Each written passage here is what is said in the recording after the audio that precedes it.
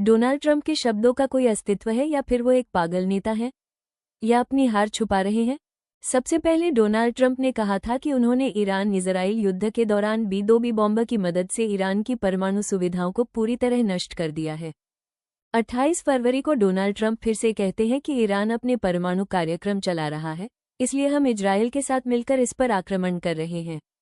ये युद्ध कुछ हफ्तों तक चल सकता है। हम समय से बहुत आगे हैं, हमने बहुत ज्यादा नुकसान किया है। ईरान की एयरफोर्स, नेवी और लीडरशिप खत्म हो चुकी है और अब बात करने के लिए बहुत देर हो चुकी है। ईरान को बिना शर्त आत्मसमर्पण करना होगा और शायद ऐसा समय आए जब सरेंडर कहने के लिए कोई बचा ही न हो। ईरान के सभी नेताओं को खत्म किया जा सकता है। अगर जरूरत पड़ी तो हम ईरानी जहाजों को डुबो देंगे। हमारे पास कई सैन्य विकल्प हैं। ये युद्ध जल्द खत्म हो सकता है और जब मैं चाहूं युद्ध खत्म हो जाएगा। फिर ट्रंप भाई साहब बदल जाते हैं और कहते हैं, ईरान के साथ कंस्ट्रक्टिव बातचीत हो रही है और हमने हमले कुछ समय के लिए रोक दिए हैं। युद्ध जल्द खत्म हो सकता है। डोनाल्ड ट्रंप नेटो के लीडर से स्टेट ऑफ हॉर्मुज़ को खोलने के लिए मदद की गुहार लगाने लगे।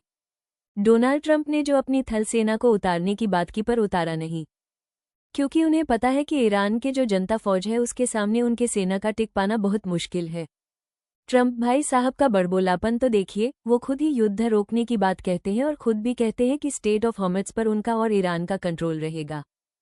डोनाल्ड ट्रंप ने ईरान पर क्या तबाह किया उसके बारे में तो चिल्ला चिल्ला के बता रहे हैं, पर ईरान ने मिडल ईस्ट कंट्रीज और इजराइल के न्यूक्लियर साइट पर जो आक्रमण किया उसके बारे में तो कुछ ना कह रहे हैं। ईरान ने उनका सबसे बेहतरीन फाइटर जेट F-35 को भी मार गिराया। भले ही वो कहें कि टेक्निकल प्रॉब्लम की वजह से लैंडिंग करना पड़ा, परंतु सत्य सबको पता है। दोस्तों, आपको क्या लगता है, ट्रंप अपनी हार को छुपाने की कोशिश कर रहे हैं या उन्होंने ईरान पर काबू पा लिया है? ट्रंप ने तो ये कह दिया है कि वो बातचीत करना चाहते हैं, पर ईरान की तरफ से इसकी कोई पुष्टि नहीं की गई है। ईरान ने अपने साफ साफ शब्दों में कहा है कि उनकी इस तरह की किसी भी बात पर बात नहीं हुई है और युद्ध जारी है। ये युद्ध ईरान और यूएस से ज्यादा यूएस और चाइना के बीच दिख रहा था। क्या लगता है, पावर शिफ्ट होने वाली है, डॉलर की वैल्यू खत्म होने वाली है? ट्रंप दावा कर रहे हैं कि स्ट्रेट ऑफ हॉर्मुज़ पर उनका और ईरान का कब्जा रहेगा।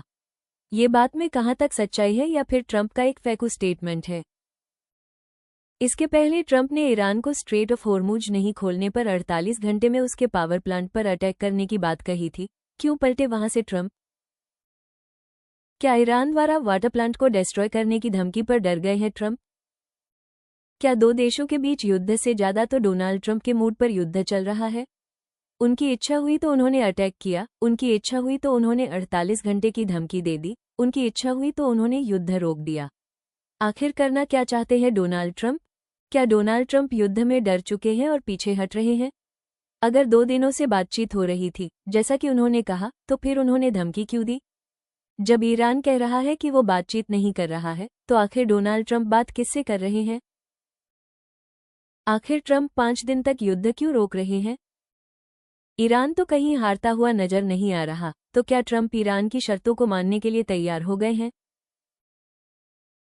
क्या पावर शिफ्ट का खेल शुरू हो चुका है और अमेरिका कहीं ना कहीं कमजोर पड़ता नजर आ रहा है, क्योंकि नेटो का साथ नहीं मिल रहा और दूसरी तरफ रूस और चीन ईरान को सपोर्ट कर रहे हैं?